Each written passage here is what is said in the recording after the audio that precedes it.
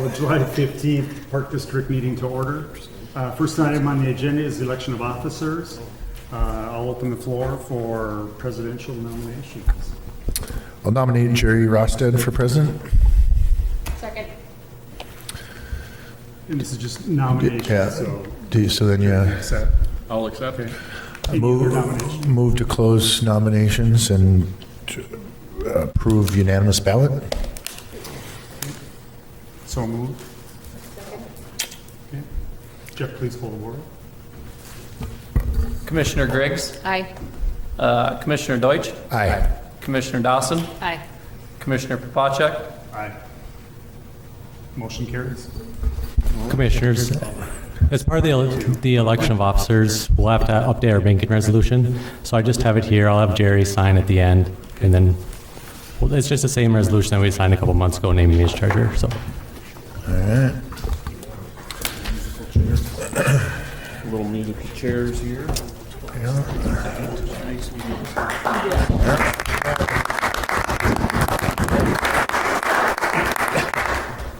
Before we get started, first order of business, I think this is tradition here in the Park District to award a plaque to the outgoing president for all your hard work during the past 12 months. Thank you, Rostio. Thank you very much.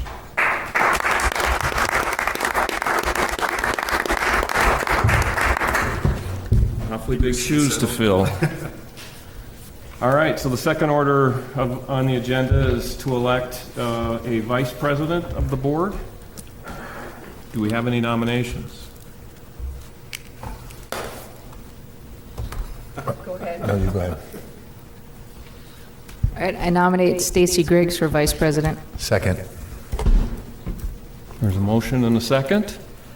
Any discussion? Well, Stacy needs to acknowledge if she Stacy, do you- accepts it. Sure, thank you. Okay, there we go. I make a motion that we close nominations and approve unanimous ballot. Do we have a second? Second. All right. Jeff, do you want to call the roll? Commissioner Popacek, Aye. Commissioner Deutsch, Aye. Commissioner Dawson, Aye. Commissioner Rosted, Yes, motion passes. And Stacy Griggs is the new vice president of the Fargo Park Board. Congratulations. Now, I hope this is a left-handed gavel because I'm left-handed. I just slid it over here, so we'll see how it works. All right, let's move to the agenda. Do we have any additional agenda items, Dave Leaker? No, the agenda is as presented. Okay. We have a motion on the agenda, or the approval of minutes from the previous meeting. I'll move to approve the minutes as presented. Second. Any discussion? Commissioners, I'd just like to clarify that this is for the June meeting along with the July 2nd special meeting that you'd be approving the minutes for. So it'd be for both meetings. Okay. Do we need to amend that motion? No, I just wanted to make sure, as long as they're both in the packet. Okay. Sure. So just as long as it's clear that we're both. Yeah, I'll move to approve both sets of minutes as presented. I'll still second. Okay. Do a voice vote on this one. All in favor of the minutes from the previous meetings, signify by saying aye. Aye. Aye. Opposed? Motion passes. Approval of June bills. Do we have a motion to approve the June bills? So moved. Second. Jeff, do you want to poll the board? Commissioner Griggs, Aye. Commissioner Popacek, Aye. Commissioner Deutsch, Aye. Commissioner Dawson, Aye. Commissioner Rosted, Yes. The June bills are approved as identified in the agenda. Per the direction from Dave Leaker, I would move to approve the agenda as presented. Sorry. All right. Did you want to do something for that? Second. Okay. We have a motion and a second. Is there any discussion? We'll call for a voice vote. Approve the order of the agenda as it's written. All in favor signify by saying aye. Aye. Aye. Opposed? Motion passes. I am going to do one thing in between items 3 and 4. We've been in the news for the past couple of weeks, and I have a statement that I would like to read for the record. It's been a challenging couple of weeks for the Fargo Park Board. Some criticisms are justified, others maybe not. From the outside looking in, it can be easy to paint issues as black and white, but black and white issues are easy to answer. It's the gray areas of complex environments that make decision-making a difficult test. Take, for instance, matters of personnel and public information. In the public sector, personnel matters and public information share a road that is delicate and difficult to navigate. Two words that have seemingly been lost in more recent conversations are empathy and respect. The term and the conditions of the recent separation agreement were not the result of some good old boys club. There wasn't anything to hide. The Park Board was faced with navigating a difficult situation while trying to maintain empathy, dignity, and respect for all parties involved. Lastly, the Fargo Park District currently employs 120 full-time benefited employees. In the calendar year of 2018, the Park District employed an additional 1,159 seasonal or part-time staff. These individuals oversee more than 100 parks, 5 golf courses, swimming pools, ice arenas, and countless miles of nature trails. They are the heart and soul of the Park District, and they work hard to make our facilities the very best. A shout out of thanks goes to them as they continue to carry on these past weeks without skipping a beat. Finally, when I was sworn in as a Park Board Commissioner and now as a Park Board District President, I pledged to do my very best for the Fargo Park District and the citizens of Fargo. That pledge has not wavered, and I will continue to do my very best leading this great Park District. Thank you. Now we'll move on to recognition of audience. Rusty, how have we done that? Has anyone signed in? Anybody signed in to speak? Okay, we'll just move on. All right. Number 5, presentation and consideration of approval of the 2018 audit. Luke Evenson from I. Bailey is the presenter.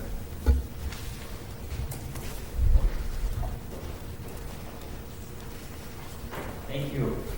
I'm Luke Evenson with I. Bailey, Senior Manager, part of the audit team for the audit for the fiscal year 2018.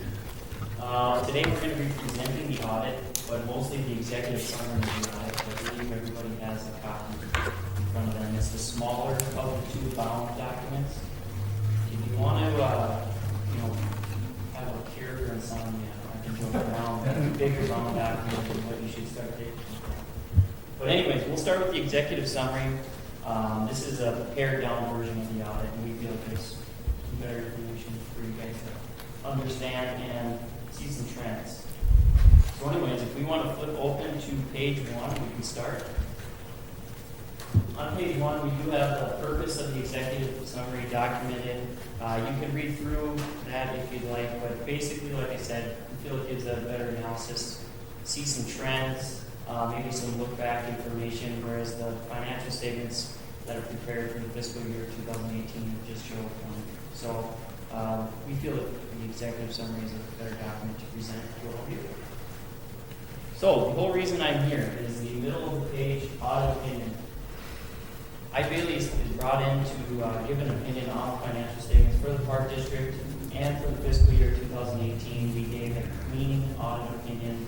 The auditor term that what clean means is an unmodified opinion that the financial statements have been prepared using accounting principles that are generally accepted in the United States of America and do not contain material misstatements and are fairly presented. This is the highest opinion you can receive, the cleanest opinion you can receive, so kudos to finance and staff for being organized and keeping everything in line so we can come up. The bottom paragraph, the audit of federal funds. So not only did we do an audit of the financial statements, we did an audit of federal funds. When you receive and expend more than $750,000 in federal funds or federal awards, it's an automatic trigger that a single audit or an audit of those federal funds must be done. This is more of a compliance-based audit. And the Park District expended $1.1 million in federal awards for 2018. The Park District also received an unmodified opinion on this audit as well. So if you leave here forgetting everything else I said and only remember this, my objective is complete. So if we want to flip over to page 2, page 2 through 10 is more of a financial analysis. We have some graphs, some ratios and charts, so if you want to flip over, feel free to do so. Also, if you have a question at any time, interrupt me. I can answer to whatever ability I can. All of you can. So on page 2, we have a statement of net position graph. What this goes through is the entire Fargo Park District, all funds combined, statement of net position or balance sheet amounts for the assets or deferred inflows, which is the blue line on the top, 153 million. The net position, 104 million on the red line in the middle, and then our total liabilities and deferred inflows, which are the green line, which is at 49.2 million. So you can see the trends that we've had from the past 5 years, from 2014 to 2018, with all of these balances on the statement of net position for the Park District.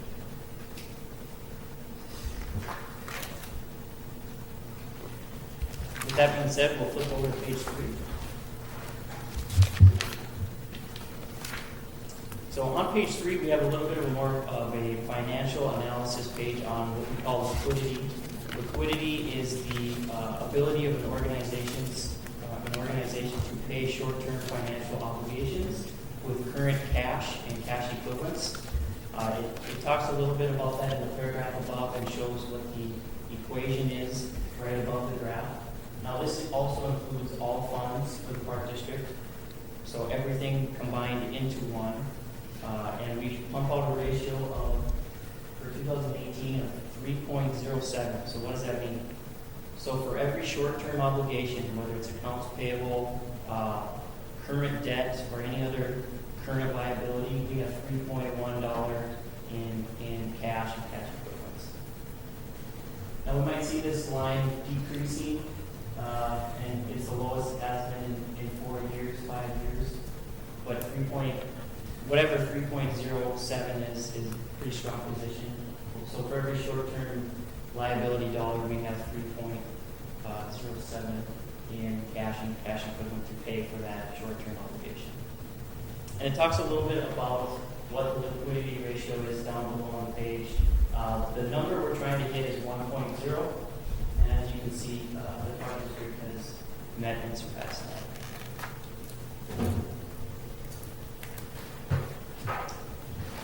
On to page 4. Page 4 is a similar ratio. I don't think we see it up on the board, but you should have the updated graph in front of you. What it is the debt service coverage ratio, and it's similar to the previous page, but this time we're looking at debt service coverage and cash flow to be able to pay those debt service amounts, whether they're principal or interest payments. So the objective here is, again, to remain at that 1.0 level or above.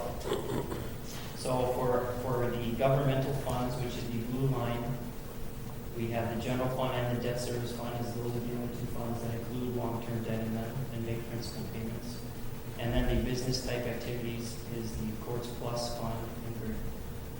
So for Courts Plus, we had a ratio of 0.38 for 2018, meaning we had more debt service principal payments, and then we did net operating income. And then for the governmental activities, we have 1.96, meaning for every debt service payment, principal or interest, we have $1.96 in net operating income.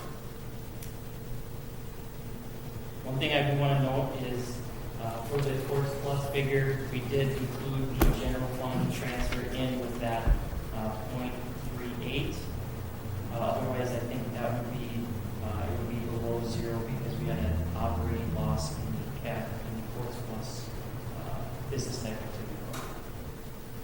Just a quick note, is there a mistake there where third line from the bottom where it says air, no topic specified? Yes. Okay. So the copy you have in front of you should have the corrected graph Okay. on the page. But yes, it is.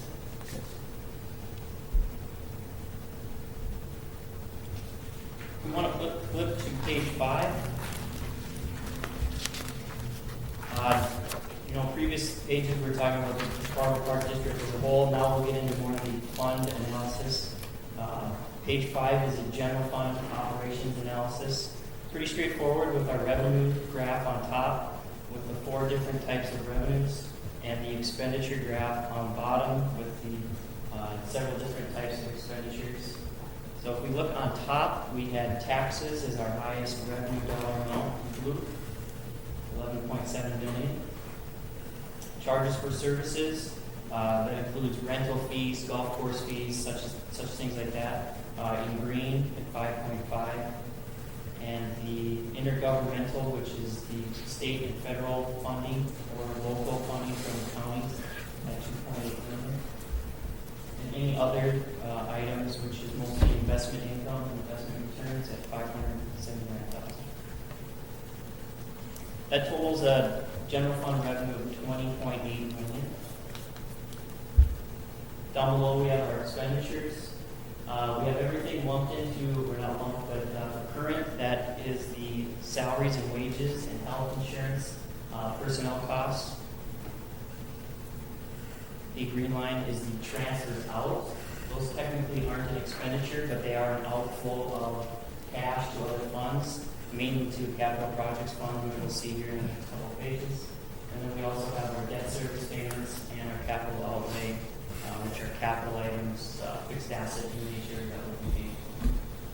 The total amount of expenditures was 16.8 million, and then we also had the $3.5 million transfer. So the general fund did come out ahead. We had revenues over expenditures.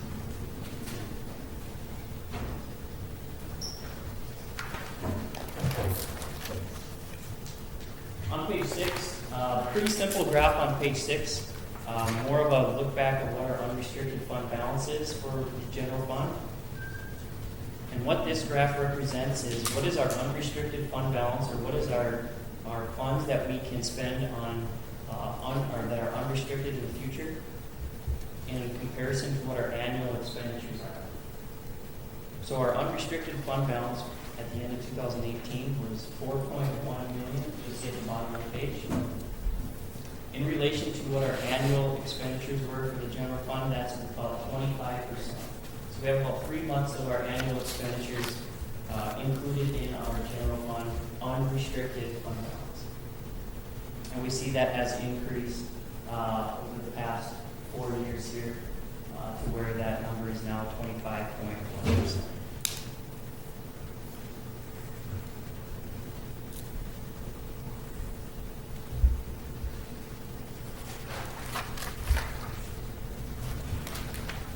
Switching gears a little bit to the debt service fund and some of the operations in that fund. This is mainly used to pay for the debt obligations and long-term liabilities. Revenues are on top, the expenditures down below. We did have a little bit of a change this year in our special assessment revenue. If you look at the green line, 2.9 million. We had an increase in the special assessment, which I believe was for that Urban Plains Phase 2 project. So I think we were expecting that increase, but we did see that tax levy amount of revenue go down in the debt service to 1.4 million. Similarly, on the bottom of the page, we had our debt service fund expenditures. Just the blue line, 3.7 million, mostly made up of principal and interest payments. And the green line is new special assessment additions. These can really fluctuate with the timing of when the specials are certified. So whether they're recorded this year versus last year, it all depends on how they're certified and when they get on the certification roll and when they're recorded as expenditures on the financial statements. I think this is the graph that we talked about potentially just combining the two because there's so much fluctuation in the two. Sure. I don't know if that makes sense or not. I think Brian threw that out just as an option.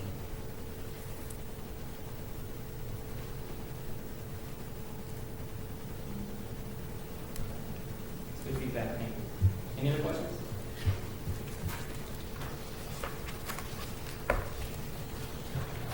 Similarly, on page 8, this is the capital projects fund. overview with the revenues on top and the expenditures on bottom. And what this page really is showing, and we see a lot of fluctuation with the revenues and the expenditures, is the revenues, in my eyes, you see, okay, with transfers in the green line, the debt service in red. How is the Fargo Park District able to fund projects? If you look at what the debt proceeds amount is, that's the amount we're obtaining from long-term financing, that we take out bonds and then have to pay interest expense on those bonds down the road. The transfers in amount is that amount we're transferring in from the general fund. So that's what the Park District is able to, internally finance. We don't have to take out that long-term financing portion and to fund that long-term capital project. So the other item in here, the $219,000, interest on investments and other miscellaneous items, but the main two lines I would pay attention to are the top two with the transfers and the debt proceeds. And then that corresponds with the graph on bottom, just the total expenditures for those capital projects that we've spent in the past 5 years. So if you look back to 2014, the 10.3 and the 10.7 probably have to do with a lot of the softball complex expenditures, El Zago reconstruction, things like that. And those are major projects that we saw dip down in 2016, probably in the normal range from 2016 to 2020.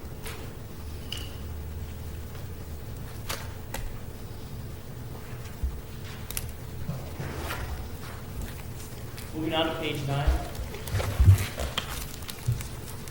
Page 9 is a similar setup. However, we have the revenues and expenditures combined on the top graph with Courts Plus. So this is just the Courts Plus operations. With the operating revenues for 2018 at $2.2 million in the blue line, the operating expenditures at 2.4, and we had an operating loss of $150,000. And then we did have a transfer in from the general fund to the Courts Plus fund of $200,000 to make up that operating loss, which is the graph down below.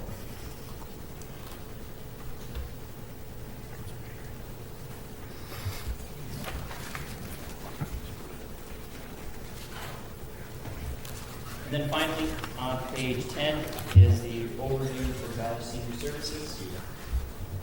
Similar setup to some of the previous pages with the revenues on top, expenditures on the bottom. The largest portion of revenues for Valley Senior Services are the intergovernmental, which are state and local funds, also federal funds. This is what triggers that single audit I alluded to earlier in the presentation.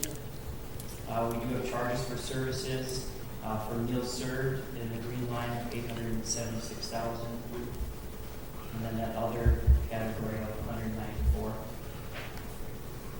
Similarly, with the expenditures, wages on the blue line are $2.6 million. The other operating in 1.8, and then any capital items, fixed asset nature, are in red, $56,000. For Valley Senior Services, we did have an overall surplus where our revenues were over our expenditures by $38,000.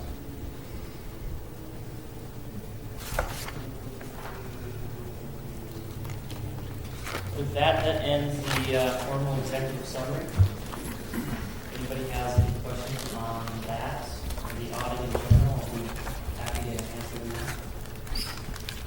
Thanks, Luke. Point of note, we did go through these numbers extensively last week, so if you're wondering why we're not asking any questions, I think we got most of them out last week when we went through this. So I'll open the floor for discussion. Any discussion? Does anybody want to make a motion? I'll make a motion to approve the audit as presented. Second. Motion has been approved and seconded. Any further discussion? Any further discussion? Jeff, poll the board. Commissioner Griggs? Aye. Commissioner Popacek? Aye. Commissioner Deutsch? Aye. Commissioner Dawson? Aye. Commissioner Rosted? Yes, the motion carries. Item number 6. Thank you, Luke. Thank you very much. You didn't put us to sleep either. Thank you, promised. Moving on, item 6, board to consider approval for Fargo Sports Complex Development Agreement. Brian Arrett and Craig Buer, presenters. Mr. President and members of the board, we sent out the latest version with your packet of the development agreement. It includes a lot of the items that we've discussed at previous meetings, with discussions really that went back and forth between Sanford and Greg Salvo, our attorney, and then Craig, myself, and a few others in the Park District. I think we're going to allow, you to just kind of ask questions as you have them. We've touched base with all of you in advance of the meeting, and I know there are several questions people want to ask, but maybe before that, Craig, Mike, if either of you want to make any comments, and Mike Erickson, of course, is here from Sanford. Commissioners, I just want to emphasize a lot of hard work has been gone into this document over the last few months to get to this point. I feel very strongly that this is an exciting day for the Park District. It really is, as far as what the potential impact this will have. You could easily argue this will be the most impactful facility that the Park District has ever done in its 110 years. So it's an exciting day, and we're excited to get the step one of many in motion. Commissioners, again, I echo the same from Sanford. We're very excited for this and excited for the Park District and the community of Fargo. With that, I guess we'll open up to questions. Any questions? I don't know if one. Go ahead. No. Doesn't matter. I'm on section 6.4 on page 9, I believe, for signage costs. And I brought this up previously. It states in here that the contribution by Sanford is going to cover the cost of all signage, exterior, interior. And some of my concerns with that are the ongoing signage that's going to come as we add dasher boards and other signs and things of that nature. And the fact that that would all come from that original donation from Sanford. So I don't know if there's an end game or a timeline when we say, okay, these are the signs that are part of the original agreement, but the way it's worded, it makes it sound like we're going to be paying for your signs with Sanford on it every time we put one up for endless. And it's more of a concern with somebody else puts up a sign, Sanford gets a matching sign. That's more where I'm at with that. Right, I'm trying to just visualize in my mind what the extent. So I think the intent of this was the original design, right? The original building, exterior, interior, and maybe the layout of the site initially. So when you say the other types of signs, maybe explain that. So we build our building, we put our signs on it, outside, inside. It's got your name, it's got our name, it's got some other people's names. And then we decide, hey, we're going to put dasher boards up, and we're going to put signs there. Or, hey, we're going to put, skins on all the locker room doors. Or, oh, we're going to put something on the basketball courts. Right, and I guess if we need to do an amendment, to clarify things like that, again, I believe the intent of this was the initial design, the build of how it would be built and kind of the base bit. As you guys do fundraising and want to add skins or, things in locker rooms or things like that, I don't think the intent as a partner in this project is that every time someone gets a sign that we're going to put up a sign. Okay. I think the intent of this is the initial signs on the buildings, entering the complex inside, from a partnership standpoint that we paid for those signs. Sure. That's how I believe the intent was. So sentence 3 up there in the first section, sentence 3 of section 3 says Sanford shall be entitled to signage in all portions of the building used for athletic training or recreation activity, blah, blah, blah, of equal or greater prominence to any other sponsor.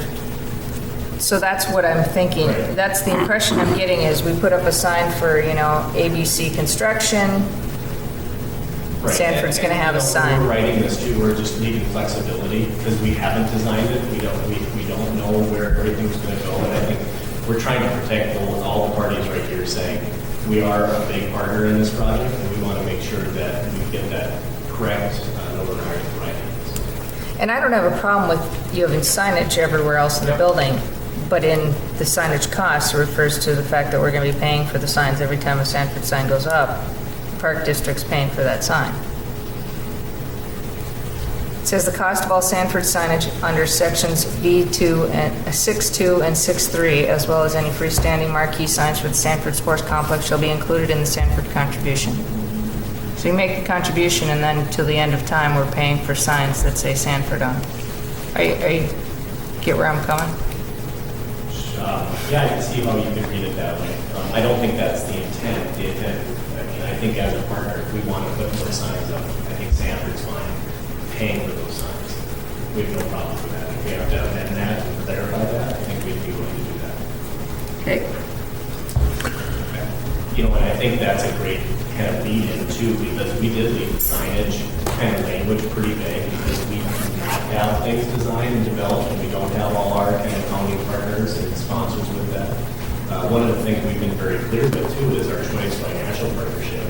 I think we've told the board all along, and we've talked to the foundation board as well, that Choice Financial is a partner with Sanford. That'll be one of our third parties. The one thing we didn't put in here is they are making a contribution to Sanford. We're going to want that to make sure that it's on the record that they're going to be noted or recognized at least at a founding partner level. And we just want that because it's not in here, and we didn't put that in the agreement, but we just want the board to at least hear that and acknowledge that as well.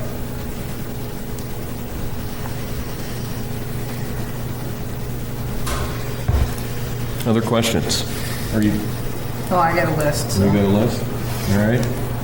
But, you know, you guys can jump in wherever you'd like.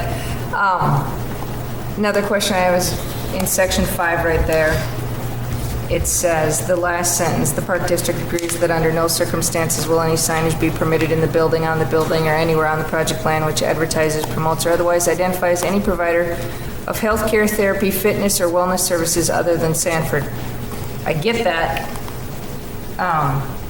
Those are really broad groups, which could include my dentist, my chiropractor, my therapist, my, eye doctor, and Quartz Plus. What's that? Quartz Plus.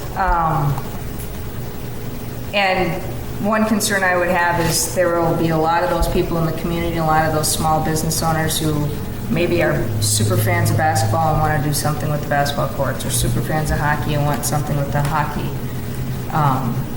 rink. So this just kind of eliminates a large group of supporters throughout our community in these broad, and I get where you're going, Right. but I don't know if there's a way to clarify I think that. what I would give our commitment, and I know Nate would support this too, is we're always going to be a partner and want to have those conversations and be able to talk that out. So if there is a specific dentist or a chiropractor that wants to commit, we have those conversations.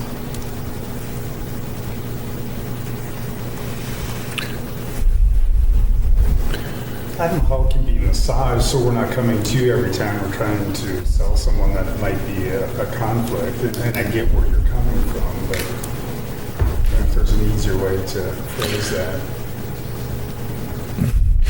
What if it said something to the effect of that's, and I'm trying to think of a positive term, but it says that is in direct conflict with what you guys do, something to that effect, you know what I mean? So that best to my knowledge, you're not in the dental field, so by saying some sort of language in there that says, that doesn't conflict with you, then that would exempt the dental office, I guess. But I don't know. I mean, I get it, and I know where we're going here, but the way it's spelled there, it eliminates a lot of smaller entities who would want to, they just want a dasher board, or, as Stacey mentioned, Quartz Plus. We are Quartz Plus, and If we don't advertise in our own building, it'd be kind of crazy too. But I also think that, you know, we can hack these things up one side and down the other until we're blue in the face. Mike's on the record in the microphone telling you right now that he wants, you know, we're here to work together.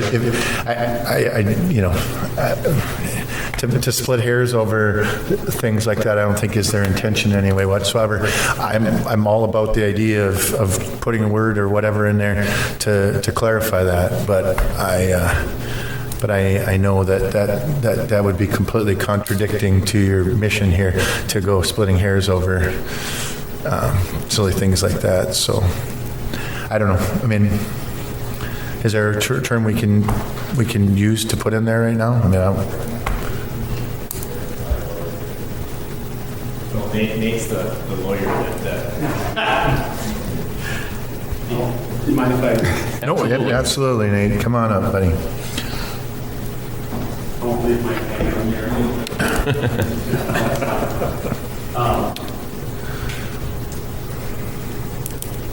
To be honest, it's a great question. I think we obviously do lots of sponsorships, and this is pretty much standard language, and every agreement from NDSU to Fargo School. This hypothetical comes up a lot, and I think it spooks people, rightfully so. In reality, we haven't dealt with it a lot. I think the direct competition language is fine. In practice, how it usually works is we want you to have donors. So when you come to us, unless it's somebody who is, you know, competitor to us in that sort of way, we're going to say yes. So I think the direct competition language is fine. And I just want to say right now to the two of you that I really appreciate everything you've done, both of you, to you know, this is your first project, you know, with a government entity, so to speak, and you've been as forthcoming as you possibly can be with it, you know, in relation to stuff. But to kind of reiterate Vicky's concerns, well, we have to look at it from a standpoint, and I know you've heard this already, but you know, that we're elected to 4-year terms, and so we have to think about other people's boards and whatever when we might not be there, and to have somebody say, well, I can't believe you'd allow language in here like this, you know, when we're not necessarily here someday. So I think that's where the concern is that we're making a commitment, a long-term commitment that we might not personally necessarily be here for. So that's the only reason why we're, you know, and so there's no offense involved in the process. I believe wholeheartedly that you guys want this project to work and that you will do anything you can to help us do that, and I appreciate that. So I think we just need to change a couple of words here and get those things cleared up so we can move forward. I think along that line too, the more of these we do, we try to get smarter, and we're dealing with some agreements that we're saying, how could someone have done that 15, 20 years ago? So I just want to button them up as much as possible.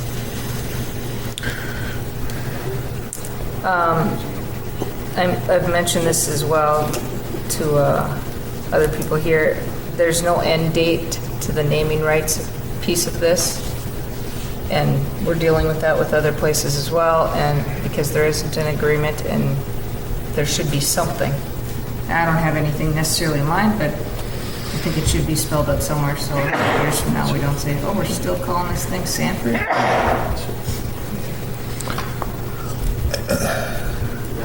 Well, you know, I guess our initial reaction is we're looking at this as a partnership where we're not going away. And this is a pretty significant contribution, and we're looking at this as a great thing for the community at Parks and Sanford. And to put an end game that makes it feel like there's, you know, like you said, a limit. We're seeing this complex grow, and we're going to continue to contribute and keep helping the parks build this complex. So that's what we're looking at, that to have kind of the naming rights that have the end game, especially at this. I don't think there's anything that rivals us in the region here from a naming rights standpoint. You know, if there's a $1, $2, $3 million component to that, I get that. But when you're talking like a $15 to $20 million contribution, And I don't even think it should be about necessarily the dollar amount. I think it should be the focus, as you just said, on the partnership. For example, we're looking at a soccer complex that has a name tied to it, that somebody made a significant donation. The complex was built. It needs a lot of work now, but that person was not a partner with us. That person made a significant donation, got their name in return for that, and that was their contribution. And there's no sunset clause, and so that's troublesome for us. But I want to, I think, as you said, we're going to continue to work forward on this. I know you've talked about, other opportunities you're going to have involved in this process, where money, comes up or whatever that everybody's trying to put back into this project. I mean, it's in both of our best interests to continue to develop this project. And I agree with that. Not that I don't understand the concern, but.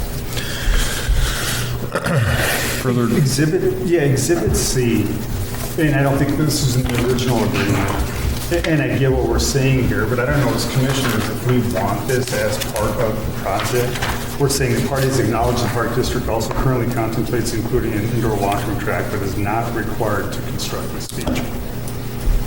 And I think we've said as a group that is a requirement, and this just lays out what, the building design, what the base design may be. But that language was added from last time. That's correct, right? Yeah, I believe Greg Silva added that last sentence in there as, sort of gives an to what. I think the intent of this is to say between Sanford and the Park District, these are the minimums that are expected. I think there's certainly items in Sanford that probably doesn't have high value as we do, but I think Greg suggested that comment for the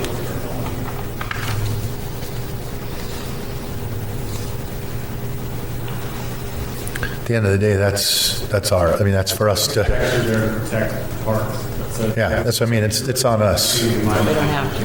Yeah, it's on us. It's not on Sanford. They're by them leaving that in there, they're saying it's not a significant thing for them. So if it's significant for us, we just got to make sure that we put it in there. Which I think it is.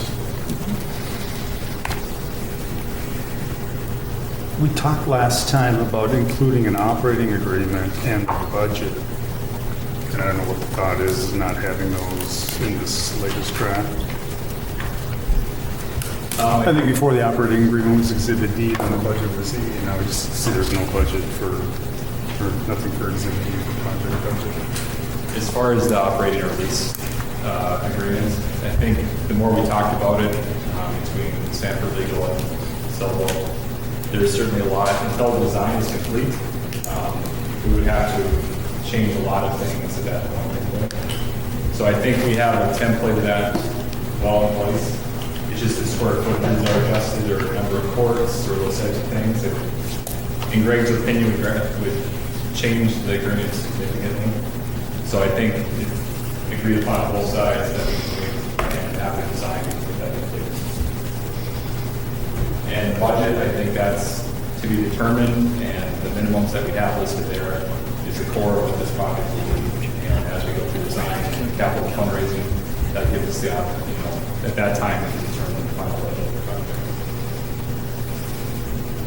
So I guess that will lead into my probably last question, because I think we've addressed a lot of them, is just the contingencies that were in the last agreement, and now they're basically gone. So tonight, and I don't know if commissioners know, if we approve this, it's our project.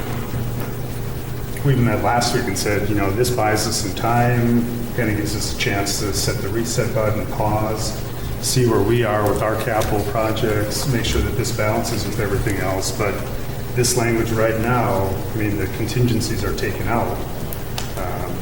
From the last agreement, there was something I think that Selva must have put in as a red line as far as a 3-day business prior to closing. And now it's basically when we sign this agreement, it's our project. Is that the only 3-day business days prior to closing? Well, that change originally was the reasonable expectation of the parties that funding will be available to complete the construction. That was the original. And I don't know, I don't have all the red lines, what happened in between there. This was one red line. Yeah, that one did show up with the last red line. Okay. And we just, from a Sanford perspective, said that's not fair to us, and it's not fair to the Brand family that we're buying land from. We said we really want this to be the commission's commitment to the project, not giving, once we get closing set up, and then say, wait a minute, now we still have 3 days for the park board to decide. And I get that. Correct. So Right. we just felt this is it, whether we sign this development agreement or not, we just have to make that decision at that time and commit to the project. But I wonder if there's something in between, and I don't know what it is, just to give us some more time. Because, I mean, right now we commit to this, and I think in my mind, we're trying to figure out where our 20 million is coming from, let alone the next 20 or 25. I think I can speak for commissioners. We all want to do this. We're all in, but at the end of the day, we have to find a way to finance it. I think we also, We just need, I'm sorry, we need a little bit more time. I think people are going to get in line, but I guess that's where I am on the financial piece of it. we also need to put the foundation in a position of strength to go out and raise the funds with the notion that the project actually exists as opposed to it being a concept. So, I mean, the outs are there, but I mean, I think we need to look at it positively, and we need to Well, the outs are there now. I mean, there's no out. When we sign this, it's our project. Based on them closing on the land, and I have every belief that you can close on the land. But that's what's been stripped out, and there's no contingency.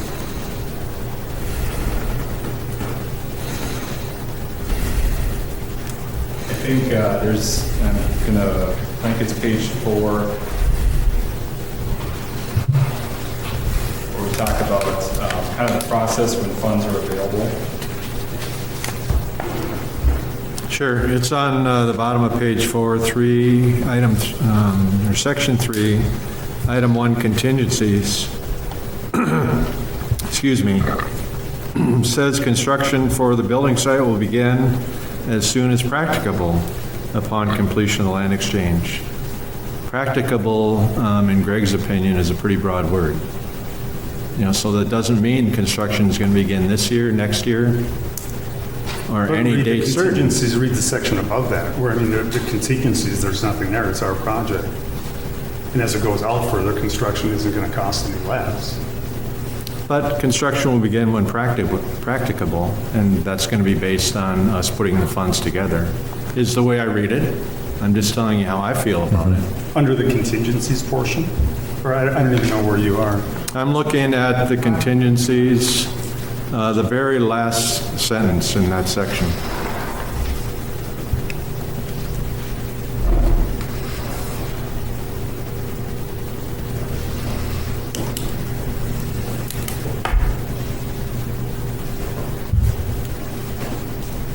And I guess in the conversations that we've had with Mike or with Nate or other representatives from Sanford, I've always had the feeling that they have our back in this project, that they're not entering into an agreement so they can hold us to something that's going to force us to build something we don't have the resources to do. I think we're partners, and I think that partnership adds an incredible amount of strength to what the Park District can accomplish. From the foundation side, we need the tools to run with this. And a development agreement is going to say to some of the funders that we've been meeting with, this is a project. This is really going forward. So to me, that's where we are tonight. I think there's no guarantees, for anything. But I think the support that we have been offered from Sanford, feels pretty close to that. So I'm, as the person, one of the people that is trying to go out there and raise money, I think this helps. This helps to move the ball. This helps to move the needle. We want to move forward.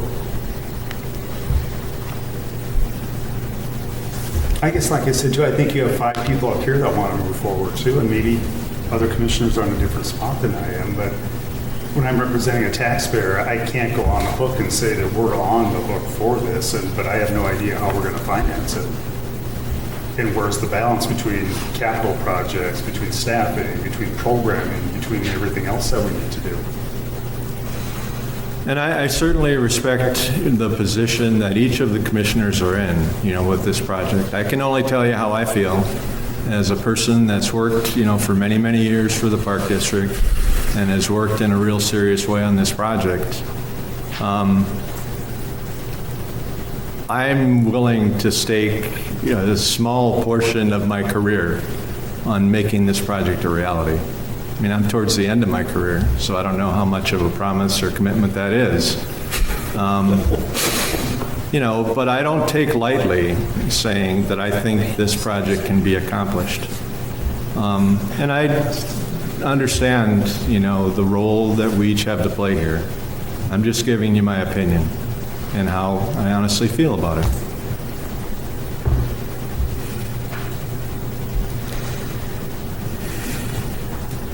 Any further discussion up here?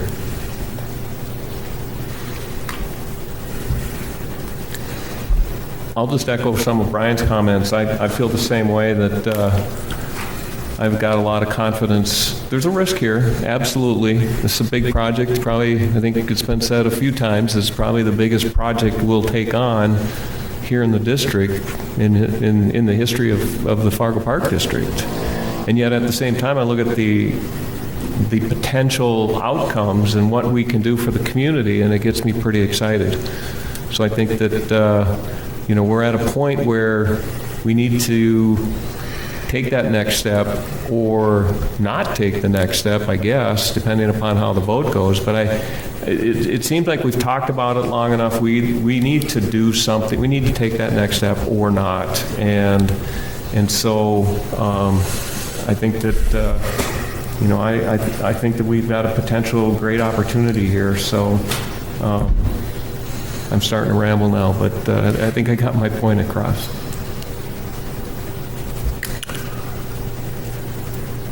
I guess I'll ask a question to Mike or Nate. Is there anything in your mind that can soften this a little bit? Like I said all along, we all want to do this. I would love tonight that this would be a 5-0 vote. But I don't know what the language would be, just giving us more time to raise money, which I felt the last time we met last week, not with you, but us, that I thought we had that. What I would say is I think this agreement gives the parks time to raise the money. I mean, I think with Brian and Craig and the whole group, what this does is gives Sanford a commitment that you guys are in, that you guys are going to do the project. It allows us to get the site. It allows us to secure the land, one. And then it allows us to start with your team, with the Parks District, to start designing and making the building real. That doesn't mean we have to put any, start turning dirt, but activity might be good. It might allow the foundation to start raising some dollars and then gets the commission on board with helping fundraise. I think it's just that commitment to say, we're going to do this. That doesn't mean that we're going to be pushing anybody to get going on the project.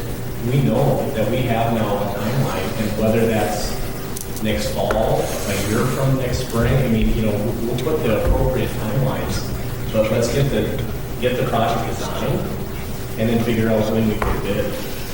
That's just my opinion and my recommendation, but that's what I think this agreement does, and then it commits, what each team is bringing to the project. Goes back to what Joe said earlier, and that is it moves it from a kind of an idea in the cloud to we've actually got a real live project that we're looking at. And we have the ability together to partner to figure out what is the base bid, we all want everything. We want the full-size turf, we want all the basketball courts, we want all the ice, we want the walking track. But what do we realistically have financed, and how do we move forward with that initial piece just to get activity going? So what were some of the discussions in the last agreement where we talked about the reasonable expectation of the parties that funding is available to the red line to basically stripping the contingency out and we're just all in? And I don't know on what side, the original agreement, as far as the reasonable expectation could be funded, and then there's the red line that we added something about 3 days, and now to the contingency, basically saying that the financing contingency has gone away. Yeah, I either it's the 3 days that's changed, and we just didn't feel that. We felt this is the commitment. We weren't going to change. We've already got an agreement with the Grant family. We weren't going to go back there and say, now you have 3 days where we're going to have to. I don't know what else to say. I have to that myself. If things have changed, the different iterations. Yeah, the agreement that we looked at a month ago talked about the reasonable expectation of the parties that funding will be available to complete the construction. I don't know if that was our wording or yours.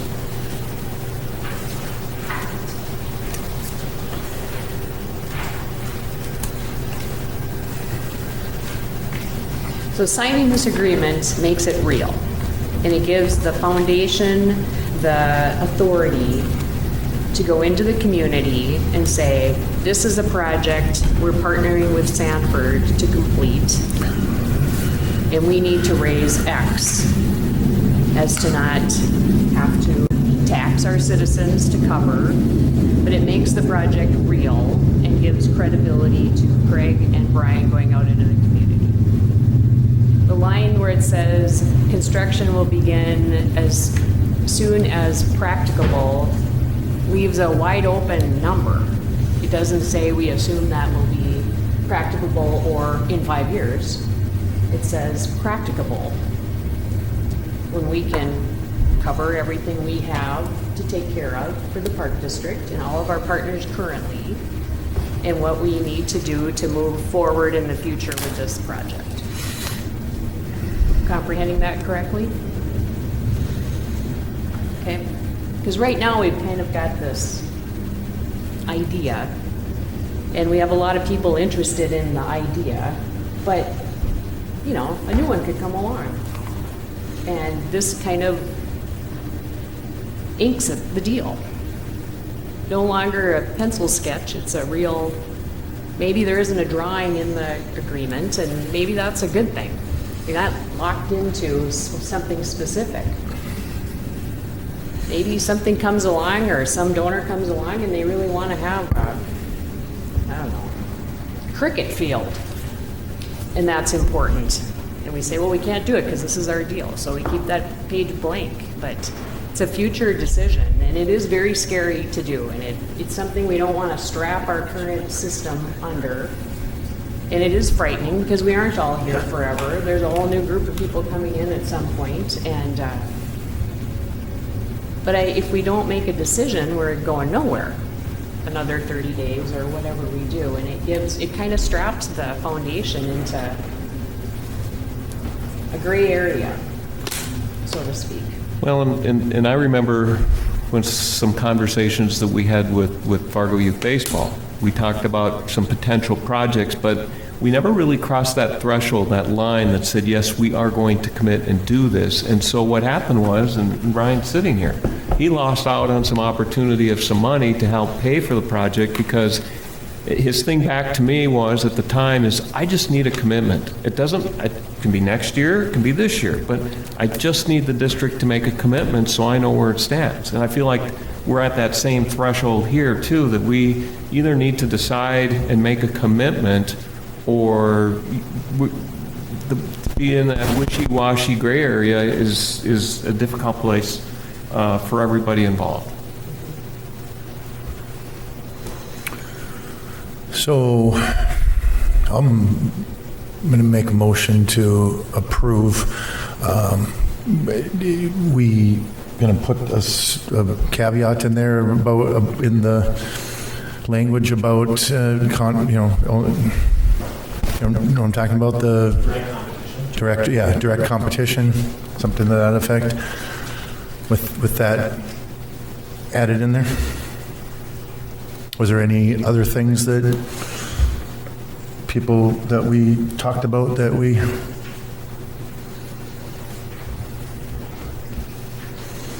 Okay. If not, that's my motion to approve as amended with that. So Commissioner Deutsch has made the motion to approve the Fargo Sports Complex Development Agreement as presented with the caveat of tightening that language as he described. Is that close enough, Jeff? Okay. Do we have a second to that motion? Second. We have a motion and a second. Do we have any further conversation, any further discussion? Just one other thing on the budget. I know Excel wanted something in here, and I don't know if it makes sense to put the budget in this agreement or not. And the last time when we met, you thought it'd be important to have some kind of a budget in the agreement. I think And if after, it's like the base project, or at least whatever that project is, what would be fine on the prior exhibit. I think the last time Greg reviewed it with us, he was comfortable with the language that would come as things develop within the agreement. That was our last conversation with Greg. It'd be kind of challenging to have a budget without having, how much square footage and, whether we're going to do hot water or cold water only or whatever, so. Your shower's cold water only, Jerry. We need cold water, preferably frozen water. Frozen water, exactly. Really cold, really cold. All right, so we have a motion and a second. Any more discussion?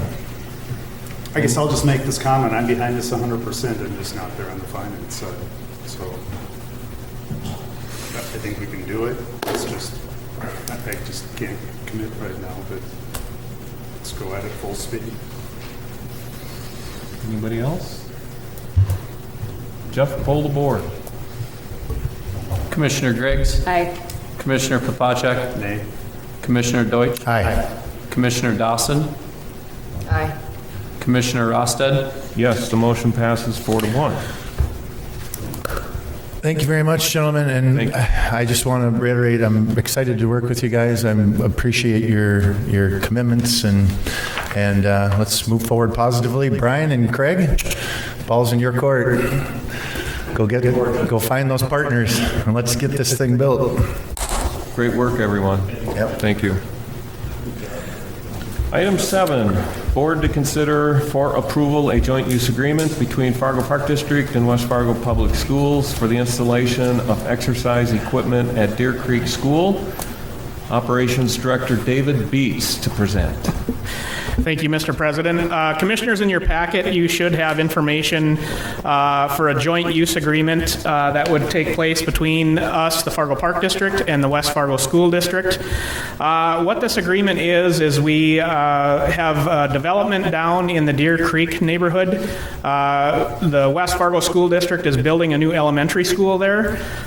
This agreement is very similar, if you've read through it, to one that we had prior at the Willow Park School.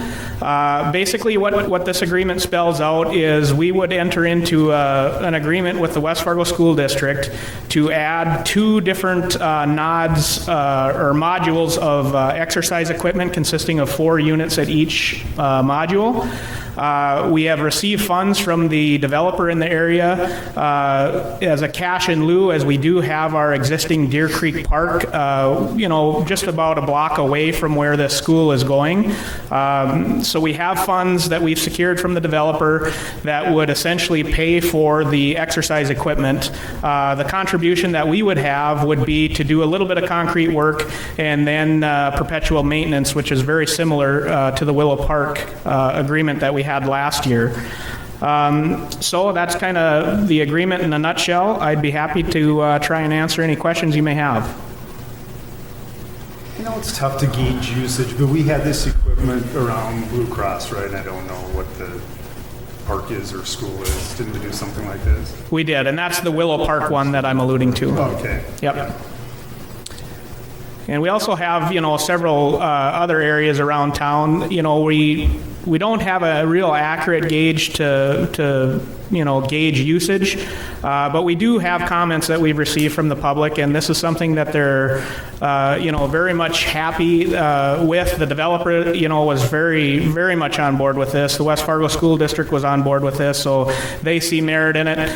We have a set, on the Milwaukee Trail. We have a set out at Kennedy Elementary School. It's a little bit different than this, but same concept to give trail users, and the school will use it too, but just to keep our community active and involved and create a healthy lifestyle.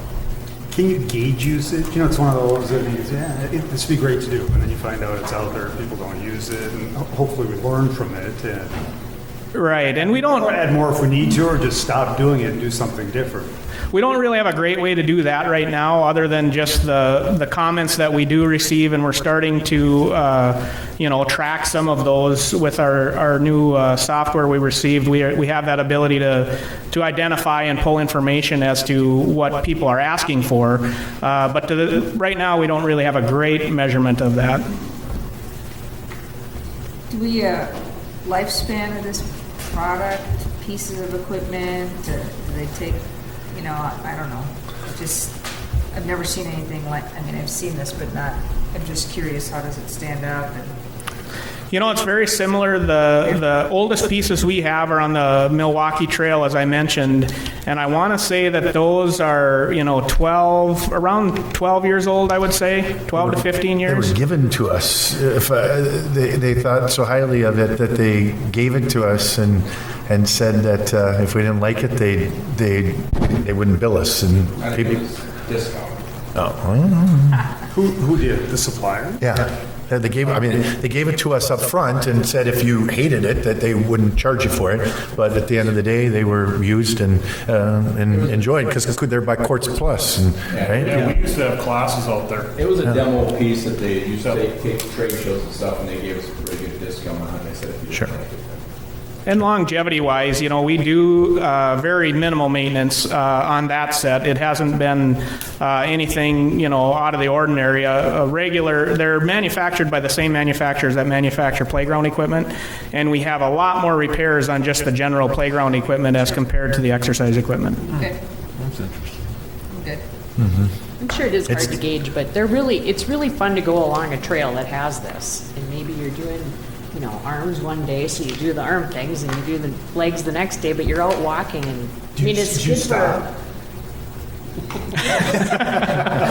But it's they're usually accessible to all ages and levels of fitness, so I think it's great. I've observed and I've talked to the people at the trade shows and stuff, and it tends to be a person who wouldn't normally use weights at a gym. Like they are intimidated by that, or they don't want to not look like the person who's supposed to be using this stuff, so they just don't do it. And they come along this stuff on a walking path, and they sit down and start pumping some iron. So it serves a person that isn't served by a club, So I think that's pretty cool too, because it promotes lifelong physical fitness to the average person, which is oftentimes the person we miss. I'd be impressed if they're doing it in the winter time. Well, and then that was our. I think that was our concern was shovel to Shovel get it out first, which is They're like, are you sure this stuff's going to hold up in our winters? I mean, the snow builds up a couple feet on the ground and it's going to sit there, and it's, the stuff we have is in good shape, right? From 12 years ago? It is, yes. We won't have as far as squat on the squat press. We have snowbanks to stay. All right, I'm moving to approve the Deer Creek Park School outside exercise equipment joint use agreement as Second. presented. I'm sorry, We have a second. motion and a second. Do we have any further conversation? Any further conversation? Jeff, pull the board. Commissioner Griggs? Aye. Commissioner Papacek? Aye. Commissioner Deutsch? Aye. Commissioner Dawson? Aye. Commissioner Rosted? Yes, the motion passes. Thank you, Commissioners. Thank you, David. Thanks, Dave. Director's update, item 8. I think we'll just sign it. Yeah. All right, Commissioners, one thing we have on the director's update or executive update is, Jerry, who's been talking about setting up a seminar with Connie Swinston Attic, and I think Jerry's got a real